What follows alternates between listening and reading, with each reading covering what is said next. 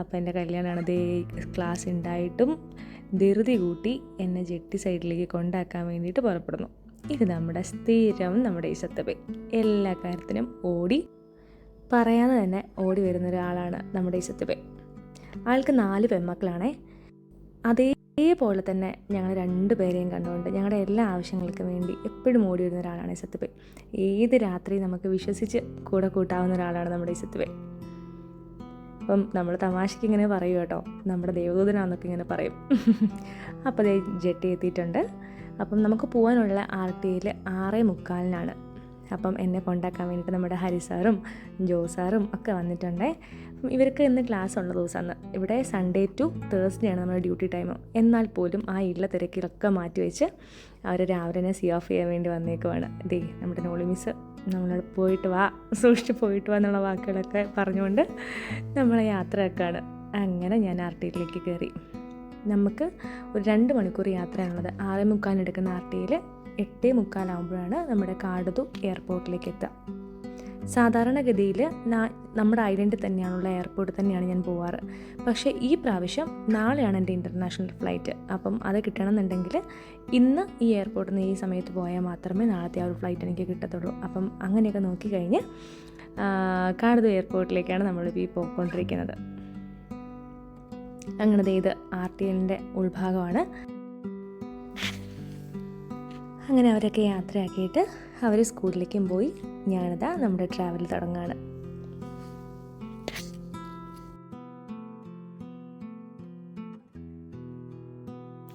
ഞാനിപ്പോൾ കയറിയിരിക്കുന്ന ഈ RTL എന്ന് പറയുന്നത് ഇത്രയും പോയിന്റുകൾ കവർ ചെയ്തിട്ടാണ് നമ്മുടെ ഫൈനൽ ഡെസ്റ്റിനേഷനായ കാടതുവിലേക്ക് എത്തുന്നത്.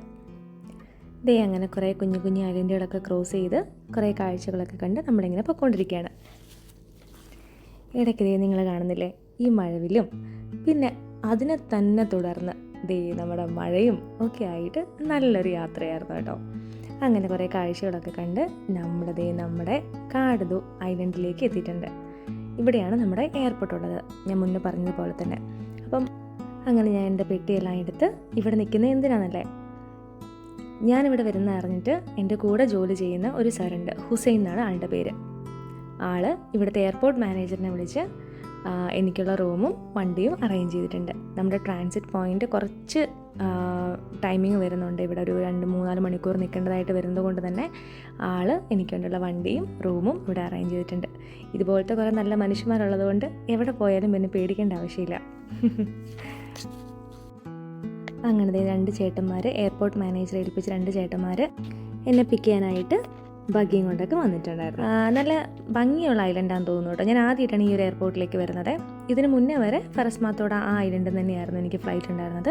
ഫസ്റ്റ് ടൈമാണ് ഈ ഒരു ഐലൻഡിലേക്ക് ഞാൻ ഫ്ലൈറ്റ് കയറാനായിട്ട് വരുന്നത്. 2 വർഷം നോക്കിയിട്ട് നമ്മുടെ ഒരു കേരളത്തിൻ്റെയൊക്കെ ഒരു ചെറിയ ഫീൽ തോന്നുന്നുണ്ടോ എന്നൊരു സംശയം. എനിക്ക് മാത്രമാണോ നിങ്ങൾക്കും തോന്നിയെന്ന് എനിക്കറിയത്തില്ല. പക്ഷെ നല്ല ഭംഗിയുള്ളൊരു ഐലൻഡാന്ന് തോന്നുന്നു. നല്ല പച്ചപ്പും ഹരിതാപവും ഒക്കെ ഉള്ള നല്ലൊരു ഐലൻഡാന്ന് തോന്നുന്നു. അങ്ങനത്തെ അവരെന്നെ ഈ ഒരു വീട്ടിൽ കൊണ്ടാക്കിയിട്ടുണ്ട്. അപ്പം ഇനി ഇവിടുന്ന് പോകുന്നത് വരെ ഇവിടെ റെസ്റ്റ് ചെയ്യാമെന്നൊക്കെ പറഞ്ഞിട്ട് ഇവിടെ കൊണ്ടാക്കിയിട്ട് പോയി. എന്തായാലും ഒരു ഗസ്റ്റ് ഹൗസാന്ന് തോന്നുന്നു. നമ്മൾ ഇവിടെ കിച്ചണിൽ ഒരു നേപ്പാളി ചേച്ചിയും അതേപോലെ തന്നെ 3-4 റൂംസൊക്കെ ഉള്ളൊരു വീടാണ്. അപ്പം അങ്ങനെ ഞാൻ പോകുന്നത് വരെ ഇവിടെ റെസ്റ്റ് ചെയ്തെന്നൊക്കെ പറഞ്ഞിട്ട് അവരെന്നെ ഏൽപ്പിച്ചിട്ട് പോയി. ഇനി സമയമാകുമ്പം വിളിച്ചു കഴിഞ്ഞാൽ അവർ വേഗം വരാമെന്നും പറഞ്ഞിട്ട് അവർ ടാറ്റ ബൈ ബൈ പറഞ്ഞ് അവർ പോയി. അങ്ങനെ കുറച്ച് നേരം റെസ്റ്റൊക്കെ ചെയ്ത് പുറത്തേക്കൊക്കെ ഇറങ്ങി നോക്കാമെന്ന് വിചാരിച്ച് ഇറങ്ങിയതാണ്. അപ്പോൾ നോക്കുമ്പോൾ ഭയങ്കര കാം ആൻഡ് ക്വയറ്റ് ആയിട്ടുള്ളൊരു അന്തരീക്ഷമാണ് ഐലൻഡിൽ. എയർപോർട്ടും അതേപോലെ തന്നെ കുറച്ച് ഗസ്റ്റ് ഹൗസുകളും മാത്രമേ ഉള്ളൂ. അധികം ആൾതാമസം ഇല്ലാത്തൊരു ഏരിയയാണ്. അതുകൊണ്ടാണ് തോന്നുന്നു ഭയങ്കര കാം ആൻഡ് ക്വയറ്റ് ആയിട്ടുള്ളൊരു ഏരിയയാണിത്. അങ്ങനെ അതേ ചെറിയൊരു വിശ്രമം എല്ലാം കഴിഞ്ഞ് നമ്മുടെ ചേട്ടനോട് പറഞ്ഞ പോലെ തന്നെ ഷാർപ്പ് 11:50 ആയപ്പോഴത്തേക്കും ചേട്ടൻ നമ്മുടെ അക്കോമഡേഷൻ്റെ അവിടെ എത്തി. അത് കഴിഞ്ഞ് എയർപോർട്ടിലേക്കുള്ള യാത്രയാണ് നിങ്ങളീ കാണുന്നത്. എന്ത് ഭംഗിയായല്ലേ ഈ സൈഡിൽ കൂടെ ഈ മരങ്ങളെല്ലാം നിൽക്കുന്നത് കാണാനായിട്ട്. ചെറിയൊരു കേരളത്തിൻ്റെ ഫീൽ ഉണ്ടോ എന്നൊരു സംശയം വീണ്ടും എനിക്ക് തോന്നി തുടങ്ങിയിരിക്കുന്നു. അങ്ങനെ ഇത് എയർപോർട്ടിലേക്ക് പോയിക്കൊണ്ടിരിക്കുകയാണ്.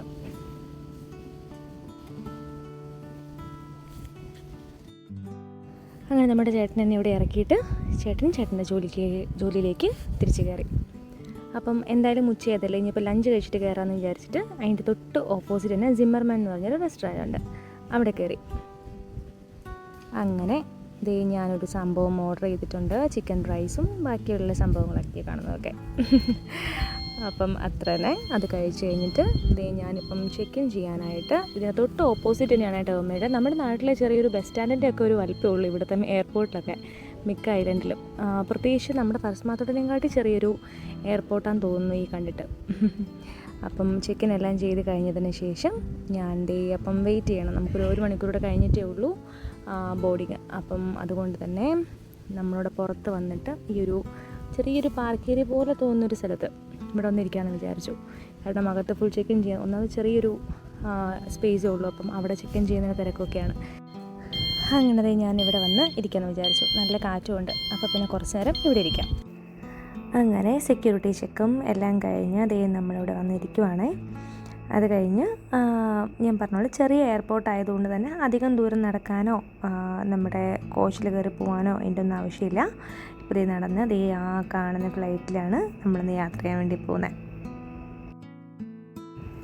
ഇവിടുത്തെ വെയിലാണ് ഒട്ടും സഹിക്കാൻ പറ്റാത്തൊരു കാര്യം ഇവിടെ എനിക്കുള്ളത്.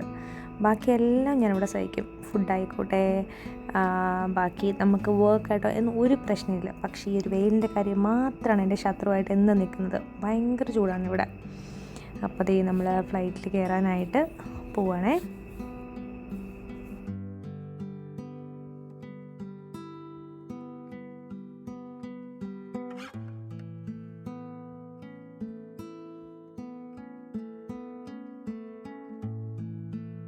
അങ്ങനെ നമ്മുടെ വിൻഡോ സൈഡ് തേടിയുള്ള സീറ്റ് തപ്പിയുള്ള പോക്കാണ് ഈ പോകുന്നത്. അവിടെ സെറ്റിലായി നമ്മളിരുന്നു. അത് കഴിഞ്ഞ് നമ്മുടെ ഫ്ലൈറ്റ് പറക്കാനായിട്ട് തുടങ്ങുകയാണ്.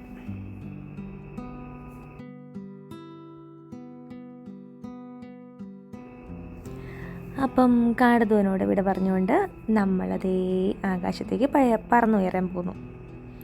എൻ്റെ ഏറ്റവും ഫേവറേറ്റ് പാട്ടെന്ന് പറയുന്നതാണ് ഇനി നിങ്ങൾ കാണാൻ പോകുന്നത് കേട്ടോ. ഒരു പ്രത്യേക ഭംഗിയാണ്. നമ്മൾ ഫ്ലൈറ്റ് ടേക്ക് ഓഫ് ചെയ്ത് ഒരു 3-4 മിനിറ്റ് സമയം, അത് വേറൊരു ലെവൽ ഫീലാണ് കേട്ടോ. ഇവിടെ മാൽഡീവ്സിൽ വന്നപ്പം ആ ഒരു ഐലൻഡിൻ്റെ ഒക്കെ ഒരു പ്രത്യേക ഭംഗിയാണ് ശരിക്കും പറഞ്ഞു കഴിഞ്ഞാൽ. ഈ ഒരു വ്യൂ കാണാൻ വേണ്ടി ഞാൻ എപ്പോഴും ടേക്ക് ഓഫിൻ്റെ സമയത്ത് ഇങ്ങനെ കാത്തിരിക്കും. വിൻഡോ സൈഡ് കിട്ടാൻ വേണ്ടി ഞാൻ നോക്കിയിരിക്കുന്നത് തന്നെ ഈ ഒരു വ്യൂസ് കാണാൻ വേണ്ടിയിട്ടാണ്. ലാൻഡിങ്ങും ടേക്ക് ഓഫും അത് വേറൊരു ഫീലാണ് മാൽഡീവ്സിൽ. വന്നിട്ടുള്ളവർക്കും കണ്ടിട്ടുള്ളവർക്കും അറിയാമായിരിക്കും. ഒരു പ്രത്യേക ഭംഗിയാണ് ഐലൻഡുകൾക്കൊക്കെ ആ ഒരു സമയത്ത് കേട്ടോ. അങ്ങനെ നമ്മൾ പല ഐലൻഡ് ക്രോസ് ചെയ്തിട്ട് ഈ കാണുന്നതാണ് തിനതു. കാടതൂനോട് ചേർന്ന് നിൽക്കുന്ന ഒരു പ്രധാനപ്പെട്ട ഒരു സിറ്റിയാണ്. അത് കഴിഞ്ഞ് നമ്മുടെ ക്യാബിൻ ക്രൂസ്, നമുക്ക് മാൽഡീവിൻ്റെ ഒരു പ്രത്യേക ഗുണമാണ്, നമുക്ക് ഫ്രീ ആയിട്ട് വെള്ളവും അതേപോലെ തന്നെ ജ്യൂസ് നമുക്ക് പ്രിഫർ ചെയ്യാം. ഏത് ജ്യൂസ് വേണം എന്നുള്ളത് നമുക്ക് പ്രിഫർ ചെയ്യാം. അതേപോലെ തന്നെ നട്ട്സും ചോക്ലേറ്റ്സും ഒക്കെ ആയിട്ട് അവർ നമുക്ക് തരും. അങ്ങനെ ദേ നമ്മൾ വേറെ കുറച്ച് ഐലൻഡുകളൊക്കെ കടന്ന് ഇപ്പം നമ്മൾ ഏകദേശം എത്താനാവുന്നു. അങ്ങനെ ആകാശത്തിലെയും വെള്ളത്തിലെയും ഒക്കെ മനോഹരമായ കാഴ്ച കണ്ട് നമ്മൾ ദീപം മാലെ എത്താനാവുന്നു. അപ്പം ലാൻഡിങ്ങിന് സമയമായി.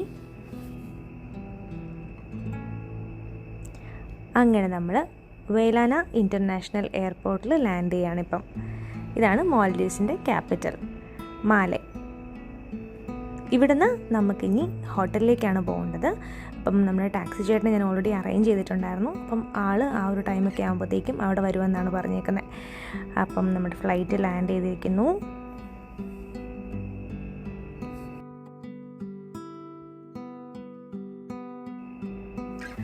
മാൽഡീവ്സിലെ ഏറ്റവും പ്രധാനപ്പെട്ട 2 ഡൊമസ്റ്റിക് ഫ്ലൈറ്റ്സാണ് മാൻഡ എയറും അതേപോലെ തന്നെ മാൽഡീവിയൻ്റെ ATR ഫ്ലൈറ്റ്സും. അപ്പം നമ്മളിപ്പം ലഗേജിന് വേണ്ടിയിട്ട് ബാഗേജ് ക്ലെയിം ഏരിയയിൽ വന്ന് നിൽക്കുകയാണ്. അപ്പം ലഗേജിന് വേണ്ടി വെയിറ്റ് ചെയ്യുവാണ്. എന്തോ സാധാരണ എല്ലാ പ്രാവശ്യവും എനിക്ക് ലഗേജ് ലേറ്റായിട്ടാണ് കിട്ടാറ്. ഈ പ്രാവശ്യം എന്തോ ഫസ്റ്റ് റൗണ്ടിൽ നമുക്ക് കിട്ടിയ എന്തായാലും ലഗേജ് അത് എടുത്തുകൊണ്ട് നമ്മൾ എയർപോർട്ടിൻ്റെ പുറത്തേക്ക് പോവാണ്. അങ്ങനെ നമ്മുടെ ടാക്സി ചേട്ടന് ഇതിൻ്റെ അകത്തേക്ക് വരാൻ എന്തൊരു അസൗകര്യം ഉള്ളതുകൊണ്ട് തന്നെ നമ്മൾ ഡിപ്പാർച്ചർ ഏരിയയിൽ ഇൻ്റർനാഷണൽ എയർപോർട്ടിൻ്റെ സൈഡിലായിട്ട് ഡിപ്പാർച്ചർ ഏരിയ ഉണ്ട്. അപ്പം അങ്ങോട്ടേക്കുള്ള പോക്കാണ് ഈ പോകുന്നത്. നല്ല വെയിലായതുകൊണ്ട് തന്നെ തണൽ തേടിയുള്ള നടപ്പാണ് ഞാനീ നടക്കുന്നത്. എവിടെയൊക്കെ തണലുണ്ടോ അത് നോക്കി നോക്കിയാണ് നടക്കുന്നത്. ഭയങ്കര വെയിലായിരുന്നു. അതേപോലെ തന്നെ കാണാൻ നല്ല ഭംഗിയാണ് കേട്ടോ. അവിടെ പുതിയൊരു പാസഞ്ചർ ടെർമിനൽ വരാൻ പോകുന്നുണ്ട്. ഈ ഒരു ഏരിയയിലായിരിക്കും നമ്മുടെ ഹോട്ടൽസിൻ്റെയും റിസോർട്ട്സിൻ്റെയും ഒക്കെ ബോർഡ്സ് വന്ന് നിൽക്കുന്നുണ്ടാവുക. അപ്പം നിങ്ങളെ കണക്ട് ചെയ്യിക്കും അവർ. എയർപോർട്ടും റിസോർട്ടും നമ്മൾ കണക്ട് ചെയ്യുന്ന ഒരു ഏരിയ ആണ് ഈ ഒരു ഏരിയ. ഇവിടെ വന്ന് നിങ്ങളുടെ ഗസ്റ്റിനെ എല്ലാം അവർ പിക്ക് ചെയ്തിട്ട് പോകുന്നതായിരിക്കും. ഓരോ റിസോർട്ട്സിനും അവർക്ക് ബോട്ട് ഉണ്ടെങ്കിൽ, സ്പീഡ് ബോട്ട് ഉണ്ടെങ്കിൽ അവർ അതിനകത്തായിരിക്കും കൂടുതലും പിക്ക് ചെയ്തിട്ട് പോകാറ്. അതേപോലെ തന്നെ കുഞ്ഞു കുഞ്ഞു ഫെറീസും നിങ്ങൾക്ക് ഇവിടെ കാണാൻ പറ്റുന്നതാണ്. അങ്ങനെ നമ്മുടെ ടാക്സി ചേട്ടൻ വന്നു. നേരെ ഹോട്ടലിലേക്കുള്ള ജേണിയാണ് ഇനി അടുത്തത്. തൊട്ട് മുന്നേ ഞാൻ പറഞ്ഞില്ലായിരുന്നു പുതിയ പാസഞ്ചർ ടെർമിനൽ ഓപ്പൺ ആവുന്നുണ്ടെന്ന്. അതിൻ്റെ പണി നടന്നുകൊണ്ടിരിക്കുന്നതാണ് നിങ്ങളിപ്പോൾ ഈ കാണുന്നത്. ഈ ഒരു ഏരിയയിലാണ് പുതിയ പാസഞ്ചർ ടെർമിനൽ ഓപ്പൺ ആവുന്നത്. കണ്ടോ, ഡിപ്പാച്ചേഴ്സ് ഇതൊക്കെ ആ ഒരു പുതിയ ടെർമിനൽ ഓപ്പൺ ആവുന്നതിൻ്റെ ഭാഗമായിട്ടുള്ള പണികൾ നടക്കുന്ന ഒരു ഏരിയ ആണേ. അങ്ങനെ എയർപോർട്ട് കോമ്പൗണ്ടൊക്കെ വിട്ട് നമ്മൾ മനോഹരമായ കാഴ്ചകളൊക്കെ കണ്ട് വീണ്ടും ടാക്സിയിൽ തന്നെ ഇങ്ങനെ യാത്ര ചെയ്തുകൊണ്ടിരിക്കുന്നു. നമ്മളിപ്പോൾ പൊയ്ക്കൊണ്ടിരിക്കുന്ന ഒരു ബ്രിഡ്ജിൻ്റെ പേരാണ് ചൈന മോൾഡിസ് ഫ്രഞ്ച് ബ്രിഡ്ജ്. നിങ്ങൾ ഈ കാണുന്ന ഒരു ആർച്ച് പോലത്തെ ഒരു സംഭവം കണ്ടോ, അത് ചൈന മോൾഡിസ് ഫ്രഞ്ച് ബ്രിഡ്ജ് എന്നാണ് പറയുന്നത്. അല്ലാന്നുണ്ടെങ്കിൽ വേറൊരു പേരുകളുണ്ട്, സിനമാലെ ബ്രിഡ്ജ് എന്നും പറയാം. ഇതൊരു 2 കിലോമീറ്റേഴ്സ് ലോങ് ആയിട്ടുള്ളൊരു ബ്രിഡ്ജാണ്. അത് ക്യാപിറ്റൽ സിറ്റിയായ മാലേനെയും ഹുലുമാലേനെയും തമ്മിൽ കണക്ട് ചെയ്യിപ്പിക്കുന്ന ഒരു ബ്രിഡ്ജാണ്. അതേപോലെ തന്നെ ഉൾഹുല വഴിയാണ് ഈ ഒരു എക്സ്റ്റൻഷൻ പോയേക്കുന്നത്. ഈ ഒരു ചൈന മോൾഡീവ്സ് ബ്രിഡ്ജിനെ പറ്റി കൂടുതൽ അറിയണമെങ്കിൽ ജസ്റ്റ് കമൻറ്റ് ബോക്സിൽ മോർ ഡീറ്റെയിൽസ് എന്ന് പറയുവാണെങ്കിൽ ഞാൻ വേറൊരു വീഡിയോ ചെയ്യാം. ഓക്കെ, അങ്ങനെ നമ്മൾ ഇപ്പം അതിലെല്ലാം ട്രാവൽ ചെയ്ത് നമ്മുടെ അക്കോമഡേഷനിലേക്ക് പോകുന്നതാണ് നിങ്ങൾ ഈ കാണുന്നത്. അങ്ങനെ നമുക്ക് റൂം അറേഞ്ച് ചെയ്ത ആ ചേട്ടൻ എൻ്റെ ലഗേജും സാധനങ്ങളെല്ലാം കൂടെ കൊണ്ടുപോയി റൂമിൽ വെക്കാൻ വേണ്ടി സഹായിച്ചു. ആ ചേട്ടനെ പറ്റി പറയാതിരിക്കാൻ വയ്യ കേട്ടോ. നല്ല അടിപൊളി ക്യാരക്ടറുള്ളൊരു ചേട്ടൻ. ഈ ലോകത്ത് ഇത്രയൊക്കെ നല്ല ആൾക്കാരുണ്ടെന്ന് നമ്മളിങ്ങനെയൊക്കെ ഇടപഴകുമ്പോഴാണ് മനസ്സിലാവുന്നത്. ചെന്ന് നമ്മൾ ഓരോ സ്ഥലത്തും പുതിയ പുതിയ ആൾക്കാരെ പരിചയപ്പെടുമ്പം അവരിൽ നിന്ന് കിട്ടുന്നൊരു പോസിറ്റീവ് അപ്രോച്ച് ഉണ്ടല്ലോ, അത് വേറൊരു ലെവലാട്ടോ. ഈ ഒരു ചേട്ടൻ്റെ കാര്യം പറയാതിരിക്കാൻ വയ്യ. നമുക്ക് കിട്ടുന്ന ആ ഒരു ഹോസ്പിറ്റാലിറ്റിയും ആ ഒരു പുള്ളിയുടെ പെരുമാറ്റ രീതിയൊക്കെ ഭയങ്കര അട്രാക്റ്റീവായിരുന്നു കേട്ടോ. അങ്ങനെ ഇതായിരുന്നു എനിക്ക് കിട്ടിയ റൂം. അങ്ങനെ ഞാൻ റൂമിൽ നിന്ന് ചെറിയൊരു ഫ്രഷപ്പ് എല്ലാം കഴിഞ്ഞതിന് ശേഷം വൈകുന്നേരം നടക്കാനും പിന്നെ ചെറിയ രീതിയിലുള്ളൊരു പർച്ചേസിങ്ങും, എന്തായാലും നാട്ടിലേക്ക് പോകല്ലേ, അപ്പം സ്ഥിരം കുറച്ച് സാധനങ്ങൾ എല്ലാ പ്രാവശ്യവും വാങ്ങാനുള്ളതുപോലെ തന്നെ സ്ഥിരം കുറച്ച് സാധനങ്ങൾ വാങ്ങാനൊക്കെ ആയിട്ട് ഷോപ്പിങ്ങിന് വേണ്ടി ഇറങ്ങി. ഇവിടെ വന്നു കഴിഞ്ഞാൽ എൻ്റെ സ്ഥിരം പരിപാടിയാണ് ഗൂഗിൾ മാപ്പ് ഓണാക്കിയിടൽ. അത് വേറൊന്നും കൊണ്ടല്ല, സ്ഥിരം നമ്മൾ പോകാത്ത റോഡിൽ കൂടെ ഉള്ളൊരു ഡൗട്ട് സ്ഥിരം പോകാത്ത റോഡ് ആയതുകൊണ്ട് തന്നെ ഡൗട്ട് വരേണ്ടതോ, കാരണം എല്ലാം ഈ കുഞ്ഞു കുഞ്ഞു ഇടവഴികളാണ്. അപ്പം അങ്ങനെ വരുമ്പം ഡൗട്ട് വരണ്ട എന്നോർത്താണ്. കാരണം കുഞ്ഞു കുഞ്ഞു ഷോർട്ട് കട്ട്സുകളുണ്ട്, കുഞ്ഞി ഇടവഴികളാണ്. അപ്പം നമ്മൾ ഒറ്റയ്ക്കും കൂടെ ആയതുകൊണ്ട് തന്നെ ഒരു കൺഫ്യൂഷൻ വരണ്ട എന്നോർത്തുകൊണ്ട് തന്നെ ഞാൻ എപ്പോഴും ഗൂഗിൾ മാപ്പ് 2 പ്രാവശ്യത്തിൽ കൂടുതലൊക്കെ പോയിട്ടുണ്ടെങ്കിൽ ഇപ്പോൾ എനിക്ക് ഗൂഗിൾ മാപ്പിൻ്റെ ആവശ്യമില്ല. പക്ഷേ ഡൗട്ട് വരണ്ടല്ലോ എന്നോർത്തുകൊണ്ട് പിന്നെ ഞാൻ ചെറിയ ചെറിയ ഷോർട്ട് കട്ടുകളുണ്ട്. അപ്പം അങ്ങനെ പോകാമല്ലോ എന്നോർത്ത് ഗൂഗിൾ മാപ്പ് എപ്പോഴും ഓൺ ആക്കിയിട്ടായിരിക്കും ഞാൻ മിക്കവാറും പോവുക. നമ്മുടെ മെയിൻ താരം വന്നു. ഞാൻ ഇതിനെ കാണാൻ വേണ്ടിയിട്ടായിരുന്നു മെയിനായിട്ട് ഈ ഒരു ഏരിയയിൽ ഞാൻ റൂം എടുത്തിട്ടുണ്ടായിരുന്നതും. അങ്ങനെ ഈ ഒരാളെ പറ്റി പറയുകയാണെങ്കിൽ പേര് റിൻഡ മിസ്സാണ്. ഞാൻ ആദ്യമായിട്ട് മാൽഡീവ്സിലേക്ക് വന്നപ്പം ഞങ്ങൾ കൊച്ചിയിൽ നിന്ന് ഫസ്റ്റ് പരിചയപ്പെട്ട ഞങ്ങളുടെ 3 ഫ്രണ്ട്സ് ഉണ്ടായിരുന്നു. ഞാനും റിൻഡ മിസ്സും വേറൊരു സാറും, സഫേർ എന്നാണ് ആളുടെ പേര്. ആൾ വേറെ ഐലൻഡിലാണ്. റിൻഡ മിസ് ജോലി ചെയ്യുന്നത് ഇവിടെ മാലയിൽ തന്നെയാണ്. മാലയൊക്കെ ആയിട്ടാണ് വർക്ക് ചെയ്യുന്ന ആളും ടീച്ചർ തന്നെയാണ്, സെൻറ്റ് ടീച്ചറായിട്ട് വർക്ക് ചെയ്യുന്നത്. അങ്ങനെ ആളെ കിട്ടിക്കഴിഞ്ഞപ്പം പിന്നെ അത് വേറൊരു ലോകമായിരുന്നു. പഴയ കാര്യങ്ങളും കൊച്ചു വർത്താനങ്ങളൊക്കെ ആയിട്ട് ഞങ്ങളതേ ഇങ്ങനെ ഹുളുമാല എന്നൊക്കെ പറഞ്ഞ് ഒരു ഡബിൾ ഡെക്കറിൻ്റെ ബസ്സുണ്ട്. ഇവിടുത്തെ പ്രധാനപ്പെട്ട MTCCൻ്റെ ബസ്സാണ്. അപ്പം അത് കാത്താണെന്ന് ഞങ്ങൾ ഈ നടക്കണത്. ഓടുന്ന കണ്ടോ, ബസ് മുന്നേ കൂടെ പോയപ്പം കൈ നീട്ടുണ്ടായിരുന്നു, കയറുകയും വേണ്ടായിരുന്നു. കുറച്ചപ്പുറം പോയി കഴിഞ്ഞപ്പം ആൾക്ക് ഓടണം, ഓടുന്നു. അതാണ് ഈ കാണുന്നത്. അങ്ങനെ ഞങ്ങൾ കൊച്ചു വർത്താനമൊക്കെ പറഞ്ഞ് ഇപ്പം ബസ്സിൽ ഹുളുമാലയിലേക്ക് പോയിക്കൊണ്ടിരിക്കുകയാണ്. അവിടെയാണ് ആളുടെ വീട്. അവിടെ ചെന്ന് കുറച്ച് ഷോപ്പിങ്ങും കാര്യങ്ങളും പിന്നെ കാണാത്ത കുറച്ച് സ്ഥലങ്ങൾ കാണിച്ചു തരാമെന്നൊക്കെ പറഞ്ഞാണ് എന്നെ കൊണ്ടുപോയത്. അങ്ങനെ ഞങ്ങൾ ഊളത്തരങ്ങളൊക്കെ പറഞ്ഞ് ബസ്സിൻ്റെ മേലെ ഇരുന്ന് കാഴ്ചകളൊക്കെ കണ്ടാണ് ഈ പോകുന്ന പോക്ക്. എന്തൊക്കെ പറഞ്ഞു കഴിഞ്ഞാലും ഇതുപോലത്തെ കുറച്ച് നിഷ്കളങ്ക മനുഷ്യന്മാർ നമ്മുടെ കൂടെ ഉണ്ടെങ്കിൽ നമുക്കൊരു ടെൻഷനും അറിയില്ല എന്നുള്ളതാണ്. എന്നെ സംബന്ധിച്ചിടത്തോളം കുറച്ച് പ്രായം കൂടിയ ആൾക്കാരും എൻ്റെ ഫ്രണ്ട് സർക്കിളിൽ കുറച്ച് അധികം ഉണ്ട് കേട്ടോ. ഇവരുടെയൊക്കെ ഫ്രണ്ട്ഷിപ്പ് ഒരു പ്രത്യേക ഫീലാണ്. കാരണം നമുക്ക് ഒരേ ഏജ് കാറ്റഗറിയിലുള്ള ഫ്രണ്ട്സിനും അത് വേറൊരു ഫീലാണ്. പക്ഷേ ഇതുപോലെ കുറച്ച് ഏജ്ഡ് ആയിട്ടുള്ള, എന്നോർത്ത ആൾ ഭയങ്കര ഏജ്ഡ് അല്ല, പക്ഷേ എങ്കിൽ കൂടി നമ്മളെക്കാട്ടും മുതിർന്നവരുടെ കൂടെയുള്ളൊരു ഫ്രണ്ട്ഷിപ്പ് അത് വേറൊരു ഫീലാണ് കേട്ടോ. എനിക്കിപ്പം കുറേ ഫ്രണ്ട്സ് ഉണ്ട് അങ്ങനെ. 50 വയസ്സുള്ള ആൾക്കാരുണ്ട്, 60 വയസ്സുള്ള ആൾക്കാരുണ്ട്. അപ്പം ഇവരുടെയൊക്കെ ഒരു ഫ്രണ്ട്ഷിപ്പ് എന്ന് പറയുന്നത് വേറൊരു ഫീലാണ്. അപ്പം റിൻഡ മിസ്സിനെ സംബന്ധിച്ചിടത്തോളം ആൾ ഒരമ്മയാണ്, 2 മക്കളുടെ അമ്മയാണ്. അപ്പം ആളുടെ കൂടെയുള്ളൊരു ഫ്രണ്ട്ഷിപ്പ് എന്ന് പറഞ്ഞാൽ ഭയങ്കര പോസിറ്റീവായിട്ടുള്ളൊരു ഫ്രണ്ട്ഷിപ്പായിട്ട് എനിക്ക് എപ്പോഴും തോന്നിയിട്ടുള്ളത്.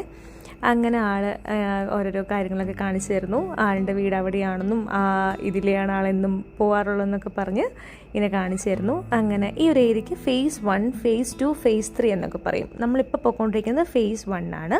ആ ബ്രിഡ്ജ് കടന്നതിൻ്റെ അപ്പുറത്തേക്ക് phase 2 എന്നാണ് പറയുന്നത്. ഇപ്പോൾ ഈ ലെഫ്റ്റ് സൈഡിലേക്ക് പോകുന്ന റോഡ് phase 3 എന്നാണ് അറിയപ്പെടുന്നത്. ഇത് ഹുള്ളുമാല എന്ന് പറയുന്ന സിറ്റിയിൽ വരുന്നൊരു ഏരിയ ആണ്. ആ ഒരു ബ്രിഡ്ജ് ക്രോസ് ചെയ്തിട്ടാണ് നമ്മൾ പോകുന്നത്. ഇപ്പോൾ നമ്മൾ ട്രാവൽ ചെയ്യുന്നത് phase 2 ഈ ഹുളുമാലയെ സംബന്ധിച്ചിടത്തോളം മാലയിൽ നിന്നും കുറച്ചൊരു വ്യത്യാസമായിട്ടുള്ളൊരു ഏരിയ ആണ്. കാരണം മാല കുറച്ചുകൂടെ കൺജസ്റ്റഡ് ആയിട്ടുള്ളൊരു ഏരിയ ആണ്.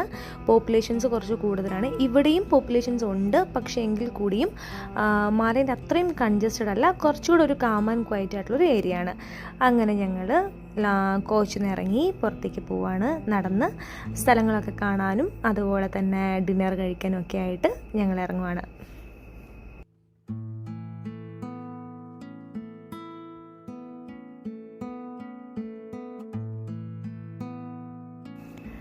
അങ്ങനെ കുറച്ച് ഷോപ്പിംഗ് കൂടി ആവാമെന്ന് വിചാരിച്ച് കണ്ട കടകളിലെല്ലാം കയറി. വാങ്ങിയാലും ഇല്ലെങ്കിലും ഉള്ളൊരു സ്ഥിരം ഹോബിയാണ് ചുമ്മാ കയറി നോക്കുക. അതിപ്പം വാങ്ങണം നിർബന്ധമില്ല, എന്നാലും കയറി നോക്കുമ്പോൾ ഒരു പ്രത്യേക സുഖം. 2 പേർക്കും ആ ഒരു ഇഷ്ടമുള്ളതുകൊണ്ട് തന്നെ ഒട്ടും ബോറടിച്ചില്ല. ഇതാണ് ഹുള്ളുമലയിലെ പോലീസ് സർവീസ് ബിൽഡിംഗ്.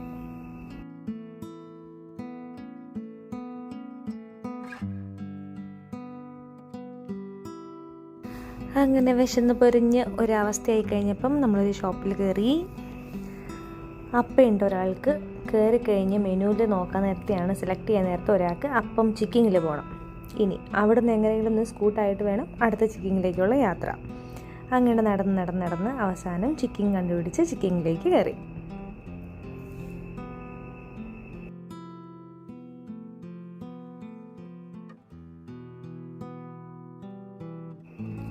ഇല്ലത് കണ്ടില്ലേ, ഇതും ഒരമ്മയുടെ സ്നേഹം പോലെ എനിക്ക് ഫീൽ ചെയ്യുന്നത് കേട്ടോ.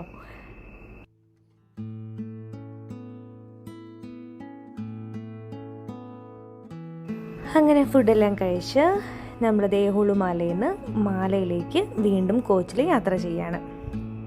അങ്ങനെ ടാറ്റ ബൈ ബൈ പറഞ്ഞ് നമ്മുടെ റിൻഡ മിസ് ആളുടെ റൂമിലേക്ക് പോവുകയാണ്. ആൾക്ക് ഇനി ബസ് കയറി തന്നെയാണ് പോകേണ്ടത്.